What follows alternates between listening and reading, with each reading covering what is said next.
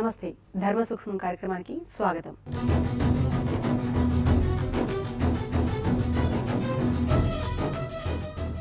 ప్రాచీన ఆచారాలు అన్నీ మంచివి అని గాని ఈనాటి పద్ధతులు చెడ్డవి అని గాని అనలేం. పాత ఆచారాలు ఆనాటి కాలానికి తగ్గట్టుగా ఏర్పాటు చేయబడ్డాయి. ఈనాటి పద్ధతులు మన సౌకర్యం పరిస్థితులకు అనుగుణంగా ఏర్పడ్డాయి. ఏ ఆనవాయితీనైనా పాటించే ముందు మన వివేకాన్ని వివేచనను ఉపయోగించి ముందుకెళ్ళడం మంచిది. నమస్తే ప్రవీణ్ గారు. నమస్కారం అండి. ప్రవీణ్ గారు, మనకున్న ఆచారాల్లో ముందు ఆ టైంకి తగ్గట్టుగా కొన్ని ఏర్పడిపోయినాయి అని చెప్పి ఆ తర్వాత మధ్యలో ఇప్పుడున్న మన సౌకర్యానికి కోసం కొన్ని మనం ఏర్పాటు చేసుకున్నామని అనుకుంటుంటాం కదా. వీటిల్లో ఏది మంచో ఏది చెడో, దేన్ని పాటించాలో దేన్ని వదిలేయాలో తెలియక నిజంగా కొంత టెన్షన్కి గురవుతున్న మాట నిజమే. దట్ స్పెషల్లీ అంటే పాత వాళ్ళైతే కనుక పాత పద్ధతులను ఈజీగా అడాప్ట్ చేసేసుకొని అప్పటి నుంచి చెప్పిన పద్ధతులు అలాగే చేస్తూ పోతున్నారు. బట్ న్యూ జనరేషన్కి వచ్చేవాడికి మాత్రమే చాలా డౌట్స్ అండి వాళ్ళకి. అంటే తప్పు పట్టలేము వాళ్ళ డౌట్స్ని కూడా. నిజంగా లాజికల్గా ఉంటే పాటించడంలో తప్పులేదు. మరి లాజిక్ ఏం లేకుండా కొన్ని పద్ధతులకి కొన్ని ఆచారాలకి అలా మనం తలంచాల్సి వస్తుంది కదా. సో అలాంటి ప్రశ్న ఒకటి ఒక అబ్బాయి అడుగుతున్నాడు, చూద్దామండి. బయటికి వెళ్ళేటప్పుడు తుమ్మితే అపశకునం అంటారు, ఆగమంటారు, ఎందుకు? తుమ్ము విషయానికి అంత సింపుల్. తుమ్ము వద్దన్నా ఆపినా ఆగని తుమ్ము యాక్చువల్లీ. మామూలుగా డాక్టర్స్ అయితే అంటారు తుమ్ము లాంటివి వాటిని ఆపకూడదు అని అంటారు కదా. సో అట్లాంటి తుమ్ము వచ్చినప్పుడు మనం నిజంగానే వింటుంటాం. ఏదైనా ఇంపార్టెంట్ పని మీద బయటకు వెళ్తూ ఉంటాం, సడన్గా తుమ్ము వచ్చింది, ఆగండి, కాసేపు కూర్చొని వెళ్ళండి, లోపలికి వచ్చి మంచినీళ్ళు తాగి వెళ్ళండి అంటారు. లేదా ఆ పని ఏదో సక్సెస్ కాదు అని చెప్పి భయం, మామూలుగా లోపల ఇంటెన్షన్ ఏదో ఉంటుంది. ఎంత మోడర్న్ జనరేషన్ అయినా, ఎంతమందివి ఎన్ని బుక్స్ చదువుకున్నా ఏం చేసినా తుమ్మితే మాత్రం కంపల్సరీ ఎవరైనా సరే ఒక నిమిషం ఆగే వెళ్తాం. దానికి యాక్చువల్లీ రీజన్ ఏమైనా ఉందా? ఇది వెనకటికి తుమ్ముకు సంబంధించినటువంటి మాట్లాడుకుంటే అండి, ఇది వెనకటికి సంబంధించినటువంటి ఆచార వ్యవహారాల్లో ఒక శకున శాస్త్రం అనేటటువంటి దానికి ఎక్కువగా ప్రాధాన్యత ఉండేటటువంటి కాలంలో ఉన్నటువంటి ఒక ఇంప్రెషన్ అండి. దాన్ని పిల్లలు చూస్తూ రావటం వల్ల ఏమైపోయింది, వాళ్ళకు కూడా తుమ్మితే అదేంటో డేంజర్ అని, ఆ పని వెళ్తున్న వాళ్ళకి విఘ్నం అని చెప్పేసి ఇంకా వాళ్ళు వెనక్కి తగ్గటం. దానివల్ల పని ముందు ఒక పని మీద వెళ్తున్నప్పుడు దాని ఒక విఘ్నంలాగా, ఒక అపశకునంలాగా, ఇంకా అందులో సక్సెస్ ఉండేది అనేటటువంటి ఒక ఆలోచన. అయితే ఇప్పుడు ఇవాళ రేపు కాలమాన పరిస్థితుల గురించి ఆలోచన చేసుకుంటే ఇది ఒక మూఢనమ్మకం అనే చెప్పుకోవాలండి యాక్చువల్గా. ఎందుకంటే ఒక ఆఫీస్లో ఉంటున్నాం, ఒక మెయిల్ రాద్దామని కూర్చుంటాం, చాలా ఇంపార్టెంట్ మెయిల్. ఒక ఆఫీస్లో ఒకటే రూఫ్ కింద ఒక 50 మంది ఉంటారు. ఎవరో ఒకతను తుమ్మేశాడని చెప్పేసి ఆగిపోయి మళ్ళీ మొదలు పెడుతుంటే ఇంకోటి తుమ్ముతాడు. కాబట్టి ఇది ఇక ఆగేటటువంటిది కాదు. అట్లాగే ఒక ఎగ్జామ్కి వెళ్ళినటువంటి పిల్లగాడు తన హాల్ టికెట్ రాసిన తర్వాత సమాధానం మొదలుపెట్టే లోపు ఒకటి తుమ్మాడంటే తన ఎగ్జామ్ రాయకుండా ఉంటే ఎలా సరిపోతుంది? అది ఈ రోజు కాలమాన పరిస్థితులకు అసలు మనది ఆలోచించేటటువంటి పరిస్థితి కాదు. యాక్చువల్లీ పాతకాలం విషయానికి వస్తే కూడా తుమ్మితే ఆగిపోవడం వెనకాల అసలు నిజంగా రీజన్ ఏమన్నా ఉంది కనుక.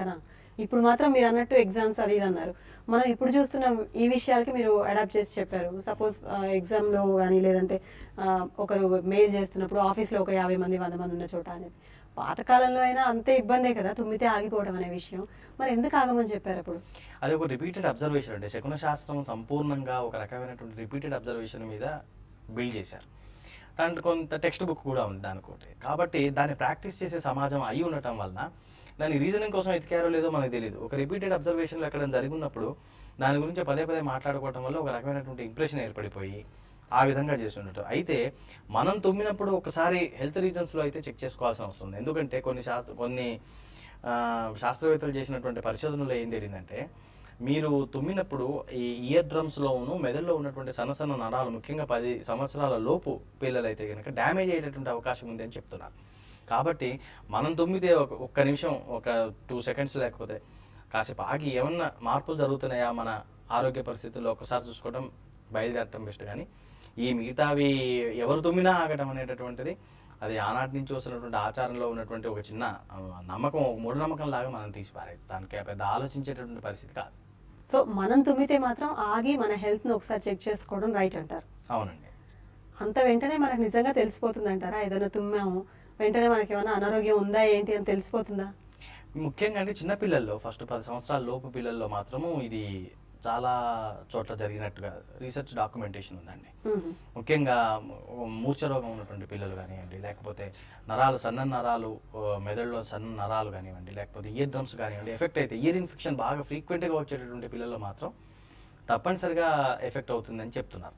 కాబట్టి ఈ రకమైనటువంటి సిమ్టమ్స్ ఉన్న వాళ్ళు ముఖ్యంగా ఒకసారి ఏమైనా తుమ్మినప్పుడు ఇయర్స్లోంచి బ్లీడ్ రావటము అట్లాంటివి వెంటనే జరుగుతాయి. కాబట్టి దాన్ని కొద్దిగా పేరెంట్స్ చెక్ చేసుకుంటే సరిపోతుంది. కానీ పెద్దవాళ్ళకి మామూలుగా ప్రౌఢమైనటువంటి వయసులోకి వచ్చినటువంటి వాళ్ళకైతే మనం ప్రత్యేకించి డేంజర్ అనేటువంటిది చెప్పడానికి ఏమి లేదు. కానీ ఈ తుమ్ము విషయాన్నండి ఎంత అంటే వేరే వేరే కంట్రీస్లో కూడా దీని మీద చాలా చాలా నమ్మకాలు, అంటే మూఢనమ్మకాలని అనొచ్చేమో బహుశా. ఎందుకంటే ఈవెన్ ఎవరు ఫ్రెంచ్ వాళ్ళు కానీ యూరోపియన్స్ కానీ చాలా మంది కూడా తుమ్ముకి మాత్రం చాలా ఇంపార్టెన్స్, అంటే తుమ్మారంటే మాత్రం ఏదో జరిగిపోతుంది అని చెప్పి వాళ్ళు అంతగా పట్టించుకోవడానికి రీజన్ కూడా వాళ్ళు ఏమంటారంటే తుమ్మినప్పుడు చాలా బ్రెయిన్ సెల్స్ అవి డ్యామేజ్ అయిపోతున్నాయి, సో అందుకని చెప్పి గాడ్ బ్లెస్ యూ అనడం వాళ్ళ దగ్గర. మన వాళ్ళు కూడా నార్మల్లీ తుమ్మితే చిరంజీవి అంటారు కదా, సో మేబీ అదే రీజన్ అయ్యి ఉంటుంది. బట్ కొన్నిసార్లు అండి మన దగ్గర కూడా ముందుకు మనం వెళ్తుంటే మనకు ఎదురొచ్చిన వాళ్ళు తుమ్మితే మనం ఆగిపోవాలంటారు, మనం తుమ్మితే కూడా ఆగాలన్నారు. అలాగే మనం వెళ్తుంటే వెనక తుమ్ము మంచిది అంటారు కదా, అదేలాగా మరి ఇది కూడా శకున శాస్త్రం నుంచి తీసుకున్నాం. వెనక తుమ్ము అయితే మంచిదని, ముందు తుమ్ము అయితే మంచిది కాదని, ఇట్లాంటివన్నీ అబ్జర్వ్ చేసుకునేటటువంటి సమయంలో మాత్రము విఘ్నాలు ఎక్కువగానే ఉంటాయండి. ఎందుకంటే అసలు ఆ తుమ్ము అనేటటువంటిది ముందు ఆ నమ్మకంలోనే ఒక విఘ్నం ఉంది. కాబట్టి ఇట్లాంటి ఆలోచన, ఇది వెనకటి ధర్మశాస్త్రం ప్రకారంగా వచ్చినటువంటి రకరకాలైనటువంటి టెక్స్ట్ బుక్స్లోంచి తీసుకున్న రిఫరెన్సెస్ ఇవి. అయితే వీటికి తర్వాత రీసెర్చ్ జరగకపోవటం, డాక్యుమెంటేషన్ లేకపోవటం, కొన్ని రిపీటెడ్ అబ్జర్వేషన్స్ కొంతమందికి జరిగినాయని చెప్పేసి వాటిని మనం పరిగణలోకి తీసుకోవడం అనేది అంత కరెక్ట్ కాదేమో ఈ రోజుల్లో. వచ్చే కళలు నిజమవుతాయా అని చెప్పి, ఎర్లీ మార్నింగ్ వచ్చే కళలు అందులో నిజమవుతాయా అని కొందరికి సెంటిమెంట్ ఉంటుంది కదా. సో అసలు ఈ కళల విషయంలో మటుకు చాలా మందికి నిజంగానే రకరకాల అనుమానాలు ఉన్నాయి. వాటిలోంచి ఒక అబ్బాయికి ఒక వింత డౌట్ వచ్చింది, ఎర్లీ మార్నింగ్ వస్తే నిజం అవుతాయి అంటే. మేబీ అతనికి ఏమైనా మంచి గొప్ప కళ వచ్చి ఉంటుంది, సో అది నిజం అవుతుందా లేదా అని అడుగుతున్నాడు. Daily early in the morning 5 o'clock తర్వాత మనకు మన కళలు వస్తే నిజం అవుతాయి అంటారు, కానీ ఇంకొంతమంది నిజం కాదు అంటారు. అసలు నిజం ఏమిటి? నిద్రా సమయంలో ర్యాపిడ్ ఐ మూమెంట్ అనేటటువంటిది ఒక డ్యూరేషన్ అండి. ఆ డ్యూరేషన్ సమయంలో సహజంగా స్వప్నాలు వస్తుంటాయి. ఎందుకంటే ఈ ర్యాపిడ్ ఐ మూమెంట్ డ్యూరేషన్ నడుస్తున్నప్పుడు మెదడులో కొన్ని అవయవాలు విశ్రాంతి తీసుకుంటూ కొన్ని యాక్టివ్గా ఉంటాయి. అయితే తాను మెలకుగా ఉన్నప్పుడు చేసినటువంటి రకరకాలైనటువంటి పనులు, రకరకాలైనటువంటి కార్యక్రమాల యొక్క ఆలోచనలు ఇంకా ఆ మెదులుతూ ఉండటం వలన కొద్దిగా యాక్టివ్గా ఉన్నటువంటి నరాలలో ఒక రకమైనటువంటి ప్రకంపన జరిగి కొన్ని సన్నివేశాలు, కొంతమంది వ్యక్తులు కనపడటం, కొన్నిటికి సంబంధించినటువంటి ఫలితాలు వస్తున్నట్టుగా, దేని గురించి అయితే యాంగ్జైటీ ఫీల్ అయ్యాడు, నర్వస్ సిస్టంలో స్టోర్ అయి ఉన్నటువంటి యాంగ్జైటీ అది అటాక్ చేయడం వల్ల కూడా ఈ REM డ్యూరేషన్లో సహజంగా మనకు కనపడుతుందని శాస్త్రవేత్తలు చెప్తున్నారు. అయితే ఇలా జరుగుతున్నటువంటి సమయంలో ముఖ్యంగా మన దీంట్లోకి వచ్చినప్పుడు, మన ఆధ్యాత్మికత లేకపోతే మన ఆచార వ్యవహారాల్లో ఉన్నప్పుడు వాళ్ళు అనేటువంటి ఈ బ్రహ్మముహూర్తంలో వచ్చినటువంటి కళలు లేకపోతే తెల్లారుజామున వచ్చినటువంటి కళలు అనేటటువంటిది బహుశా ఈ REM డ్యూరేషనే అయి ఉండేటటువంటి అవకాశం ఉంది. ఆ రకం అయితే ఇది సైకాలజీ ప్రకారంగా చెప్తున్నటువంటిది, మానసిక వైద్య నిపుణులు మాట్లాడేటటువంటి పరిభాష ఇట్లా ఉంటుంది. అయితే ఈ యోగిక్ పవర్స్ ఉన్నటువంటి వాళ్ళు కానీ లేకపోతే యోగాలో పరిశోధన చేసినటువంటి వాళ్ళు ఏం చెప్తున్నారంటే, ప్రతి మనిషికి ఒక ఆస్ట్రల్ బాడీ ఉంటుంది, సూక్ష్మ శరీరం ఉంటుంది, స్థూల శరీరం రెండు ఉంటాయి. ఈ సూక్ష్మ శరీరం అనేటటువంటిది మానవుడు పడుకున్నప్పుడు తాను ప్రయాణం చేస్తుందని, సూక్ష్మ శరీరానికి అంటే ఆస్ట్రల్ బాడీకి ఫిజికల్ బాడీకి మధ్యలో ఆస్ట్రల్ థ్రెడ్ అనేది ఒకటి ఉంటుందని, అది కొన్ని వందల వేల కిలోమీటర్లు ఒక్కొక్కసారి వేరే ప్లానెట్స్కి కూడా వెళ్ళేటటువంటి ఎలాస్టిసిటీ కలిగి ఉంటుందని అంటున్నారు. అంత ఎలాస్టిక్ ఉన్నటువంటి థ్రెడ్ కాబట్టి సూక్ష్మ శరీరం వెళ్ళి వస్తుంటుందని, ఆ వెళ్ళినప్పుడు చూసినటువంటి సన్నివేశాలు కానివ్వండి, వెళ్ళినప్పుడు చూసినటువంటి వ్యక్తులు కానివ్వండి, బుద్ధికి సంపూర్తిగా తెలియక, కొన్ని తెలిసి కొన్ని తెలియకుండా ఒక రకమైనటువంటి సన్నివేశాలు కొంతమంది వ్యక్తుల ద్వారా అది ఒక ఇంప్రెషన్ని క్రియేట్ చేస్తుంది. అదే అలా యోగిక్ సంబంధమైనటువంటి దాంట్లో మనకి రీసెర్చ్ ఉందండి. అట్నే మనకి ఈ రోజుల్లో పరిశోధనలు చూసినట్టయితే ఒక మ్యాథమెటిక్స్ డిపార్ట్మెంట్కి సంబంధించిన వాళ్ళు యూకేలో ఒక చిన్న పరిశోధన చేశారు. అందులో పిల్లలందరికీ ఒకటే ప్రాబ్లం ఇచ్చారు. అందరూ ఒకటే తరగతికి సంబంధించినటువంటి పిల్లలు, హాస్టల్ అది, 30-35 మందికి ఒకే రకమైనటువంటి ప్రాబ్లం ఇచ్చి దాని గురించి ఒక 1 hour దాని గురించి ఆలోచించిన తర్వాత పడుకోమని చెప్పారు. వాళ్ళు నిద్రపోయిన తర్వాత అందులో ఆ 30 మందిలో దాదాపు 25% పీపుల్కి దాని ఆన్సర్ కనపడింది. దాని స్టెప్స్ ఎలా చేయాలో దాని ఆన్సర్ కనపడింది. అంటే వాళ్ళు తీవ్రంగా ఆలోచించినటువంటి వ్యక్తులు, బాగా ఐక్యూ ఉన్నటువంటి పీపుల్, విల్ పవర్ ఎక్కువగా ఉన్నటువంటి పీపుల్కి మాత్రమే కళలో సొల్యూషన్స్ కనపడుతున్నాయి, మిగతా వాళ్ళకి కనపడట్లేదు అని ఆయన ఒక కంక్లూజన్కి రావడం జరిగింది. ఇది 2010లో యూకేలో ఒక యూనివర్సిటీలో చేసినటువంటి ఒక పరిశోధన. ఈ రకంగా రకరకాల పరిశోధనలు ఇంకా జరుగుతూనే ఉన్నాయి, చాలా జరిగినాయి ఇంతకుముందు. దానికి సంబంధించిన దాంట్లో ఈ రకంగా కంక్లూజన్స్ వస్తున్నాయి. అంటే మనం ఇంతకుముందు పాశ్చాత్యంగా మనం ప్రాచీన కాలంలో చెప్పుకున్నటువంటి దానికి ఇప్పుడు రీసెర్చ్ స్టడీస్ కొంత కలుస్తుంది. లింక్ తెలుస్తుంది మధ్యలో. అవునండి. ఫైన్. అంటే సమస్య ఏదైనా ఆలోచిస్తూ మనం పడుకున్నప్పుడు ఆ సమస్యకి సొల్యూషన్ కూడా, పరిష్కారం కూడా కళల్లో కనిపిస్తుంది. అవునండి. అయితే ఇది అందరికీ సాధ్యమయ్యే విషయం కాదు అంటున్నారు కదా మీరే. ఒక 25% 30% పీపుల్కే కనిపిస్తుంది. సో మనకు వచ్చిన ప్రతి కళ నిజమైపోతుందనో, లేదంటే ఇది ఇలాగే చెయ్యాలేమో మనకు సొల్యూషన్ కనిపించినట్టుగా అని అనుకోక్కర్లేదేమో. ఎందుకంటే మనం ఆ 30%లోకి వస్తున్నామో రామో తెలీదు. మనకు వచ్చే కళ మీరు అన్నట్టు ఆ ర్యాపిడ్ ఐ మూమెంట్ టైంలో వచ్చిందో రాలేదో కూడా మనకు ఎగ్జాక్ట్లీ తెలియదు. సో కళలను అంత గుడ్డిగా నమ్మక్కర్లేదు. అవునండి. కొన్ని కళలు వ్యతిరేక ఫలితాన్ని ఇస్తాయి అంటారు. అంటే కళల్లో కనుక పెళ్లి లాంటివి ఏమైనా చూసామంటే బయట ఎవరికో ఏదో మృత్యు ఏదైనా సంభవిస్తుందనో, లేదంటే కళల్లో రక్తం అలాంటివి ఏమైనా కనిపిస్తే బయట ఏదో శుభం జరగబోతోందని చెప్పు పెద్దవాళ్ళు రకరకాలుగా చెప్తుంటారు. మనకు వస్తున్నటువంటి స్వప్నము అది నిద్రావస్థలో ఉంటుంది, కానీ ఫలితము అది మనం మేలుకున్నప్పుడు జరుగుతుంది. కాబట్టి ఈ నిద్రావస్థకి మేలుకోవటం అనేటువంటి సంపూర్ణంగా వ్యతిరేకం. కాబట్టి స్వప్నంలో కనపడేటువంటి దృష్టం కానీ లేకపోతే సన్నివేశం కానీ అందులో ఉన్నటువంటి కాంటెంట్ కానీ దానికి వ్యతిరేకంగానే జరిగేటటువంటి అవకాశం ఉంటుంది మేలుకున్నప్పుడు. కాబట్టి ఆ విధానంలోకి వచ్చినప్పుడు వ్యతిరేక ఫలితాలు రావటం, లేకపోతే వ్యతిరేకంగా కనపడే సన్నివేశానికి వ్యతిరేకంగా జరగటం అనేటటువంటిది జరుగుతుంది. కానీ దానికి సశాస్త్రీయంగా అంత ముందుకు పోలేకపోవడానికి కూడా స్వప్నశాస్త్రంలో కొన్ని కారణాలు ఉన్నాయండి, ముఖ్యంగా సైన్స్. ఎందుకంటే ఇంతవరకు కొన్ని టూల్స్ అనేటటువంటివి నిన్న ఒక 15 గంటల క్రితం వచ్చినటువంటి స్వప్నాన్ని ఈ రోజు రికార్డ్ చేసే నర్వస్ సిస్టమ్ నుంచి తీసి రికార్డ్ చేసేటువంటి టూల్ ఇంకా కనిపెట్టలేదు. అది కనిపెడితే గనక అసలు అవి జరుగుతాయా, ఎంత % జరుగుతాయి, గ్లోబల్ గా నమ్మొచ్చా లేదా అనేటటువంటిది ఇంకా కరెక్ట్ గా చెప్పాలి. అంటే మనకు గనుక ఏదైనా కళ వచ్చింది, అందులో ఏదైనా నెగిటివ్ గా జరిగింది, సపోజ్ ఒక పిల్లాడు ఒక ఎగ్జామ్ రాస్తున్నాడు, వాడు ఫెయిల్ అయిపోయినట్టు వాడికి కళ వచ్చింది. సో వాడు ఏం చేస్తాడు, మెలకున్నప్పుడు ఓకే నేను ఫెయిల్ అయిపోతాను భయం కొద్ది కాస్త ఎక్కువ చదువుతాడు, అప్పుడు పాస్ అయిపోతాడు. Okay fine. మీరు ఇందాక అన్నారు స్థూల శరీరము సూక్ష్మ శరీరం అని చెప్పేసి. అంటే ఈ సూక్ష్మ శరీరం బయటికి వెళ్ళి ఎక్కడెక్కడో తిరిగేసి వస్తుంది, కొన్నిసార్లు వేరే ప్లానెట్స్ కూడా వెళ్తుంది అది అన్నారు కదా. దానికైనా కొన్నిసార్లు అంటారు అది వెళ్ళిన ఆత్మ, దాని ఆత్మే అనొచ్చా? అనొచ్చు. ఇప్పుడు స్థూల శరీరము, సూక్ష్మ శరీరము, కారణ శరీరము, మహాకారణ శరీరము, ఆ తర్వాత ఉండేటటువంటిది అసలు పదార్థం. కాబట్టి ఈ 4 ఫేజెస్ ఉంటాయండి. సో బయటికి వెళ్ళిన ఆత్మ మళ్ళీ తిరిగి రాకపోతే మనిషి చచ్చిపోయినట్టు లెక్క. థ్రెడ్ అండి, ఇది చాలా చాలా రేర్ గా జరుగుతుందండి. ఇది జరుగుతుంది. ఇది కూడా ఏ కారణం వల్లైనా ఆ థ్రెడ్ కట్ అయినప్పుడు 99% అవ్వదు. కానీ ఇప్పుడు పడుకున్నవాడు పడుకున్నట్టే పోయాడు పొద్దున్న లేచేసరికి అంటారు. అట్లాంటి వాళ్ళలో జరిగేటటువంటిది ఇదే అండి. ఆ ఆస్ట్రల్ థ్రెడ్ కట్ అయిపోతే కనుక మళ్ళీ శరీరము వెనక్కి రాదు. అది అక్కడి నుంచి ఆస్ట్రల్ బాడీస్ లోకే అది ఎటువైపు వెళ్ళిందో అటువైపు దానికి సంబంధించినటువంటి ఆస్ట్రల్ వేరే లోకాలు ఏవైతే ఉన్నాయో వాటిని ఆస్ట్రాల్ అంటున్నాం మనం. ఈ దివ్య లోకాలలోకి అటువైపు వెళ్ళిపోవడం అనేటువంటిది మళ్ళీ వెనక్కి రాలేని పరిస్థితి ఉంటుంది కట్ అయిపోతే. అయితే కొంతమంది కొన్నిసార్లు సిచ్యువేషన్స్ లో మనం వింటుంటాం, పాతకాలంలో ఇవి మరీ ఎక్కువ కథలుగా చెప్పుకునేవాళ్ళు.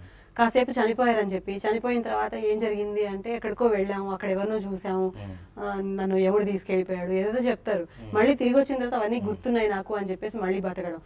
నిజంగా ఒకసారి అలా చనిపోయిన వాళ్ళు మళ్ళీ తిరిగి వచ్చి బతికి ఇవన్నీ గుర్తు పెట్టుకునేంత సీన్ ఉంటుందంటారా? సిద్ధేశ్వరానంద భారతీ స్వామి ఇంత ముందు మాట్లాడినప్పుడు 1-2 సార్లు, అట్లాగే పరమహంస యోగానంద, ఒక యోగి ఆత్మకథ రాసిన పరమహంస యోగానంద తోటి కొన్ని ఎక్స్పీరియన్సెస్ మనం అక్కడెక్కడ విన్నప్పుడు ఇట్లాంటివి నిజమైన నమ్మాల్సి వస్తుందండి. ఎందుకంటే ఈ ఆస్ట్రాల్ థ్రెడ్ ఏదైతే ఉందో అది కట్ అయిన తర్వాత కూడా కొంతమంది యొక్క సహకారంతో, ఆ లోకాల్లో ఉన్నటువంటి యోగుల యొక్క సహకారంతో ఆ ఆస్ట్రాల్ థ్రెడ్ని మళ్ళీ పేస్ట్ చేసి పంపించారని, ఏదైనా పర్పస్ ఉంటేనే అలా చేస్తారని మనకి విన్నామండి. కాబట్టి అది కూడా మీరు అన్నటువంటి విషయం కూడా, అది కూడా కొంతవరకు యోగ ప్రక్రియల్లో ఆలోచిస్తే కొంతవరకు కరెక్టే అండి. Okay fine. అంటే ఈ యోగులు కొన్నిసార్లు ఇక్కడే ఉండి ఇంకెక్కడో ఏదో జరుగుతుందనే విషయాన్ని కూడా చెప్తూ ఉంటారు కదా, దాని దివ్య దృష్టి అని మనం పాత కథల్లో వాటిలో వింటాం. ఈ దివ్య దృష్టిని మీరు అన్న ఈ ఆస్ట్రల్ జర్నీతో పోల్చచ్చా? దివ్య దృష్టి అంటే అది ఆస్ట్రాల్ విజన్ అండి. ఆస్ట్రాల్ విజన్ అంటే మనం కొన్ని ప్రక్రియలు చేస్తుంటాం, హోమ ప్రక్రియ కానివ్వండి, లేకపోతే మెడిటేషన్లో మనకు కావాల్సిన వ్యక్తిని కాన్సన్ట్రేట్ చేయడం కానివ్వండి, ఇవన్నీ చేస్తున్నప్పుడు ఆస్ట్రాల్ విజన్ ఉన్నవాడు అంటే ఒక రకమైనటువంటి స్థాయి పొందినవాడే. అందరూ చేయలేరు. ఏ రకమైన మార్గంలో అయినా సరే, మెడిటేటివ్ టెక్నిక్స్, మంత్రశాస్త్ర, you take anything, yoga, pranayama, you take anything, but ఒక రకమైనటువంటి స్థాయి పొందిన వాడికి ఆ ఆస్ట్రాల్ విజన్ అనేది వస్తుందండి. వాడు సూక్ష్మ శరీరాలని, దివ్య శరీరాలని చూడగలుగుతాడు. అతను ఇట్లా మన ఋషులు రాసినవన్నీ, చెప్పినవన్నీ ఇట్లా రాసినవండి. అందుకే మనకి ఆ శక్తి లేని వాడికి అదంతా అభూత కల్పనలాగా అనిపిస్తుంది. వెనకటికి కూడా ఇంకోటి మీరు ఆలోచిస్తే మనది యోగి స్కూల్స్ ఆఫ్ థాట్స్ అండి. యోగా మన దగ్గర ఎడ్యుకేషన్ అంటే యోగానే, కాబట్టి ఆ బాగా యోగా ప్రాక్టీస్ చేసే వాళ్ళకి ఈ విద్యలు ఉండేవి కాబట్టి వీటిని ఉపయోగించారు. అవి మనం మర్చిపోయాం కాబట్టి మనకి అది అభూత కల్పనలాగా ఒక్కోసారి అనిపిస్తూ ఉంటాయి. అంటే మన బుర్రకు అందనంత మాత్రం దాన్ని మనం అది అభూత కల్పన అనుకోవడానికి వీలు లేదు. లేదండి. మనకు తెలియనివి వాళ్ళకి తెలిసినవి చాలా ఉండేవి. అవును. వాటిని మనం రీచ్ అవ్వట్లేదు కాబట్టి మేబీ మనకి ఇప్పుడు అవి తెలియట్లేదు. అవునండి. ఇప్పుడు బుద్ధాస్లో కూడా చైనాలో ఉన్నటువంటి నెక్స్ట్ లామా ఎవరు, దలై లామా తర్వాత నెక్స్ట్ లామా ఎవరు అనేటటువంటిది ఈ వాళ్ళకి ఆ మెడిటేషన్ టెక్నిక్లోనే నెక్స్ట్ లామా ఎక్కడున్నాడు ఏంటి తెలుస్తుందండి వాళ్ళకి. వాళ్ళు వెళ్ళి ఆ లామాని తెచ్చుకుంటారు. ఈ ప్రాక్టీస్ ఇంకా ఉంది చైనాలో. కాబట్టి వీఆర్ నాట్ సో ఫార్ అండి. ఇంకా యోగా ప్రక్రియలు ఉన్నాయి, కానీ దాని మీద నమ్మకం ఉండాలి, మంచి గురువు దొరకాలి. వీటన్నిటిని వదిలేసి పెట్టిపోయి మనం అక్కడ నేర్చుకోవాలన్నటువంటి కాన్ఫిడెన్స్ ఉండాలి ఫస్ట్. చేస్తే ఇవన్నీ కరెక్టే అండి, రైటే ఇవన్నీ. సో ఈ ఐహిక సుఖాలని వీటన్నిటిని కాస్త పక్కన పెట్టి నిజంగా యోగా త్రూ ఆలోచిస్తే వాళ్ళు చెప్పినవన్నీ రైట్ అనే విషయం మనకు అర్థమైపోతుంది. వాల్మీకి రామాయణంలో చూస్తే కూడా సీతాదేవి రాముడు ఇంకో పెళ్లి చేసుకున్నాడేమో, ఆ బంగారు సీతను పెట్టుకున్నాడు అనే విషయం తనకు తెలియక ముందు ఇంకో పెళ్లి జరిగిపోయిందేమో, తను యజ్ఞం చేస్తున్నాడంటే పక్కన భార్య లేకుండా చేయరు కదా అని చెప్పేసి తను బాధపడుతున్నప్పుడు ఆయన ఏదో దివ్యశక్తితో ఆమెను అక్కడికి పంపిస్తాడంటారు కదా. మీరు అన్నట్టు ఇప్పుడు అది సూక్ష్మ శరీరం అని మనం అనొచ్చా? అవునండి. అది ఆస్ట్రాల్ జర్నీ చేయించారండి ఆమెతోటి. ఆయన వాల్మీకి వారికి ఉన్నటువంటి స్థాయి అట్లాంటిది కాబట్టి దగ్గరుండి అది చేయించగలిగారు ఆయన. ఆవిడ గారు వెళ్ళి చూసొచ్చి మళ్ళీ ప్రశాంతతను పొందింది. కొందరు అంటే ఇప్పుడు ఆస్ట్రాలజీ చెప్పేవాళ్ళు వాళ్ళు ముందు ఏం జరగబోతుందో ఒక వ్యక్తి గురించి చెప్తూ ఉంటారు. అది ఎలా పాసిబుల్ అవుతుంది అంటే మీరు ఇంతకుముందు మనం ఎపిసోడ్స్లో అనుకున్నట్టుగా ఒక రాశి, ఒక నక్షత్రం వీటన్నిటిని కాకుండా మామూలుగా మొహం చూసి కొంతమంది చెప్పేస్తుంటారు. అవునండి. నిజంగా పాసిబుల్ ఏనా, నమ్మచ్చా దాన్ని? ఇప్పుడు ఇందులో 2 రకాలు ఉన్నాయండి. ఒకటి ఆస్ట్రాలజీ, హరోస్కోప్ ఇస్ మ్యాథమెటిక్స్ అండి. దాని ద్వారా కుండలి డ్రా చేస్తారు. కుండలి డ్రా చేసిన తర్వాత అందులో ఉన్నటువంటి ప్లాంట్ రిప్లేస్మెంట్స్ని బట్టి ఫలితాలు చెప్పడం ఒకటండి. ఇంకోటి ఏదైనా ఒక దేవత యొక్క మంత్రశాస్త్రం సంబంధించినటువంటి మంత్రాలు తీసుకుని జాగ్రత్తగా గురువుగారు చెప్పినట్టుగా చేసి ఉన్నాయా లేదా అనేది సబ్జెక్ట్ మ్యాటర్ కాదు. నువ్వు నమ్మినటువంటి గురువు ఇచ్చినటువంటి ఒక సాధన, అది మంత్రమా లేకపోతే ఒక పోస్చర్ ఆఫ్ యోగానా లేకపోతే అఘోరాల్లో చేసేటటువంటి వాటివా మనకు తెలియదు. అది నీకు ప్రాప్తం ఉన్నటువంటి గురువు ద్వారా నీకు ఉన్నటువంటి విద్యని నువ్వు ఆయన ఎలా చెప్తే అలా కరెక్ట్గా చేస్తే మాత్రం కొన్ని పవర్స్ వస్తాయండి, సిద్ధులు వస్తాయి. ఆ సిద్ధులతోటి చూసేటటువంటి ప్రక్రియ ఉంది. చాలామంది ప్రాక్టీస్ చేస్తున్నారు, దాంతో లాభపడుతున్న వాళ్ళు ఉన్నారు కూడా. ఆయన యొక్క సహకారంతో చూడంగానే కొన్ని విజన్స్ వస్తాయి. ఆ మనిషిని చూడంగానే మొహమే చూడక్కర్లేదు, సహజంగా ఎవరి గురించి అడిగినా కానీ వాళ్ళ ప్రవర్తన ఎట్లా ఉంటుంది అనేటటువంటిది ఒక నిమిషం ఆయన మళ్ళీ ఆ ట్రాన్స్లోకి వెళ్తే ఆయన ఫోకస్ చేసినటువంటి వ్యక్తి గురించి కానీ, ప్రదేశం గురించి కానీ, మనుషుల గురించి కానీ కొన్ని ఇన్పుట్స్ వస్తాయి, అవి వారిస్తారు. కాబట్టి ఇవన్నీ యోగా ప్రక్రియలో ఉన్నాయండి, చేయొచ్చు. కానీ వెళ్ళే దారులు అనేకం ఉంటాయి, కానీ ఫలితం ఒకటే. But it's a kind of science అనొచ్చు మనం దీన్ని అయితే. అవునండి. ఇది సైన్స్ అంటే పూర్తిగా ఇవి మళ్ళీ ఎంబీబీఎస్ వాళ్ళు ఒప్పుకుంటారా లేకపోతే అలోపతి వాళ్ళు ఒప్పుకుంటారా అనేది చెప్పలేము. ఎందుకంటే మనం షట్చక్రాస్ అంటాం యోగాలో. షట్చక్రాస్ అంటే ఇక్కడ కొన్ని చక్ర పాయింట్స్ ఉన్నాయి మనకి. అవన్నీ కోర్స్ చూస్తే లోపల చక్రం ఉంటుందా నిజంగా? యోగా వాళ్ళు అక్కడ స్థూలంగా ఏమీ ఉండదని చెప్తున్నారు, కానీ అవేంటంటే stress points, touch energy points అవి. కాబట్టి ఇంకా కొద్దిగా ఈ అన్ని రకాల సైన్సెస్ మధ్య సమన్వయం రావాల్సిన అవసరం అయితే ఉంది. ఎందుకంటే కొంతమంది ఆస్ట్రాల్ నమ్ముతున్నారు, కొంతమంది ఓన్లీ ఫిజికల్గా నమ్ముతున్నారు, కొంతమంది ల్యాబొరేటరీలో జరిగినవి ఫలితాలు క్రోడీకరించినవి నమ్ముతారు. కాబట్టి ఇందులో కొద్దిగా ఇంకా సమన్వయం రావాలండి. రైట్, ఫైన్ అండి. యాస్ట్రల్ విజన్ గురించి, యాస్ట్రల్ జర్నీ గురించి చాలా మాట్లాడుకున్నాం. నైస్. ఇంకొక అబ్బాయికి మరొక ఇంత డౌట్ వచ్చింది. వినడానికి కొంచెం ఇబ్బందిగా అనిపించిన అబ్బాయి డౌట్ ఎలా అంటే, ఒక మనిషి చనిపోయిన తర్వాత తలకొరివి పెడితే వెనక్కి తిరిగి చూడకూడదు అవునా అని అడుగుతున్నాడండి. ఒకసారి చూద్దాం. మనం చనిపోయిన వాళ్ళకి తలకొరివి పెట్టి వెళ్ళేటప్పుడు వెనక్కి తిరిగి చూడొద్దు అంటారు, ఎందుకు? మనిషి చనిపోయినప్పుడు ఆ మనిషితో ఉండేటటువంటి ఒక రకమైనటువంటి అనుబంధం, ఆ మనిషిని తీసుకెళ్ళి మళ్ళీ మనం అగ్ని సంస్కారంలోకి వదిలేయటము, ఆ రకంగా చితి పేర్చటము, మళ్ళీ చివరికి అంటించేటటువంటి చితి అంటించడం అనేటటువంటి చాలా emotional side of the personality అండి. అది సహజంగా ఇది సున్నితమైనటువంటి మనసుకు దాన్ని భరించలేరు. కాబట్టి ఒకసారి ఇంకా అది మంటలు ఎగిసిపడుతున్నప్పుడు వెనక్కి తిప్పి తీసుకొచ్చేటువంటి ప్రక్రియలో కూడా ఒక రకమైన థాట్ ప్రాసెస్ ఉంది. ఇంకా అయిపోయింది, ఆ శరీరంతో ఆ బంధం తొలగిపోయింది అనేటటువంటిది కూడా ఆయనకి కలగాలి, లోపల నుంచి కలగాలి. అంటే ఆ వెనక్కి తిప్పి ఇంకా వెనక్కి చూడకు, ఇంకా అయిపోయింది అనేటటువంటి ఒక భావనాత్మకమైనటువంటి దృష్టి అట్లా తీసుకురావడం వల్ల మళ్ళీ కొద్దిగా తెంపేసుకోవడం అంటే అది కాని పని అనుకోండి, మెమరీస్లో ఎప్పుడు ఉంటారు మనుషులు. కానీ అప్పటికి ఇప్పుడు ఆ సన్నివేశాన్ని ఫస్ట్ హ్యాండిల్ చేయాలంటే తప్పనిసరి, కాబట్టి ఆ రకమైనటువంటి ప్రాక్టీస్ అండి. ఓకే, ఇదే విషయానికి వస్తే స్త్రీలు శ్మశానానికి వెళ్ళకూడదు అంటారు. ఎంత అయిన వాళ్ళైనా సరే చనిపోయినప్పుడు శ్మశానం వరకు స్త్రీలు వెళ్ళకూడదు అంటారు. సో దాని వెనకాల ఏంటి అంటే ఎందుకు వెళ్ళకూడదు? అదే మెన్ వెళ్తున్నారు, మగవాళ్ళు వెళ్తున్నప్పుడు స్త్రీలను మాత్రం ఎందుకు అవాయిడ్ చేస్తారు కొన్ని ప్లేసెస్కి? ఇది సహజంగా స్త్రీలు కొద్దిగా సున్నిత మనస్కులై ఉంటారు. అనుబంధాన్ని ఏర్పరచుకునే విషయంలో డీప్గా వెళ్తారు మగవాళ్ళ కంటే కూడా. ఆ విషయానికి వచ్చినప్పుడు ఇప్పుడు ఒక రకంగా ఇది చాలా పెయిన్ఫుల్ యాక్టివిటీ అండి. ఎమోషనల్ సైడ్గా ఆలోచిస్తే శ్మశానంలో జరిగేటటువంటి కార్యక్రమం ఏదైతే ఉందో చాలా పెయిన్ఫుల్ యాక్టివిటీ. ఈ స్త్రీలు చూసినప్పుడు ఒకసారి ఇప్పుడు మెంటల్ డిప్రెషన్ రావటం ఒక నిమిషం, కానీ అది పోవటానికి సంవత్సరాలు పడుతుంది. కాబట్టి అంత రిస్క్ తీసుకోవటం ఇష్టం లేక మన వాళ్ళు లేడీస్ని అవాయిడ్ చేయటం అనేటటువంటిది చేస్తూ వచ్చారు. ఓకే, ఫైన్ అండి. అలాగే చనిపోయిన వ్యక్తి నోట్లో బియ్యం పోయడం లేదంటే రాగి కాసు కానీ బంగారు కాసు కానీ పెట్టడము చేస్తుంటారు. దానికి ఎందుకు అలాగా?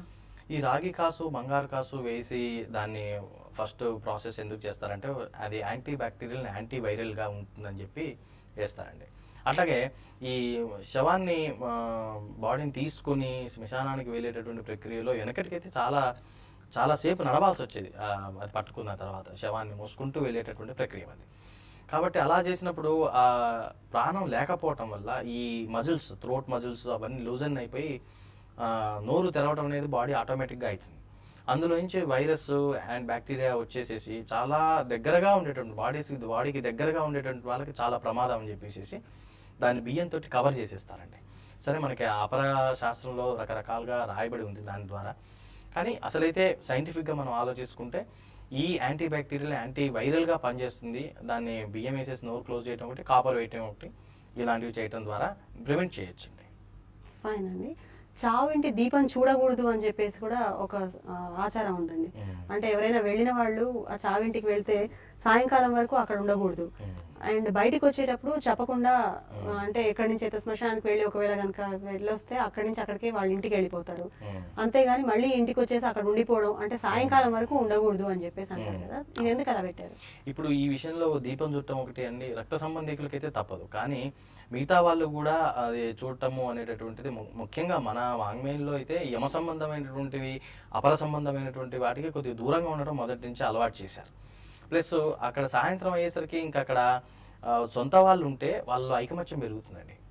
అది మూడో వాడు మళ్ళీ వేరే వాళ్ళు ఉంటే ఇంకా వేరే ఆ డిఫరెన్సెస్ అట్లనే కంటిన్యూ అయ్యేటటువంటి అవకాశం ఉంటుంది. కాబట్టి ఎవరన్నా రక్త సంబంధికులు అందరూ ఉన్నప్పుడు వాళ్ళ వరకు వదిలేసేసి మిగతా వాళ్ళందరూ వెళ్ళిపోవటం అనేటటువంటి జరుగుతుంది. అయితే ఇట్లాంటి సందర్భంలో వెళ్ళొస్తున్నానని చెప్పరు. ఎందుకు చెప్పరు అంటే ఇంకా ఇప్పుడు వాడికి ఏదైనా అర్జెంట్ పని ఉండొచ్చు. ఇప్పుడు ఆ సందర్భంలో నేను వెళ్ళొస్తా అని చెప్పినప్పుడు ఆల్రెడీ సైకలాజికల్గా వీక్గా ఉన్నటువంటి ఈ బీపులు పట్టుకొని ఆగిపోమని ఏడవటం వల్ల వాడికి ఎంతకన్నా ఇంపార్టెంట్ పని ఇంకేదైనా ఉండొచ్చు.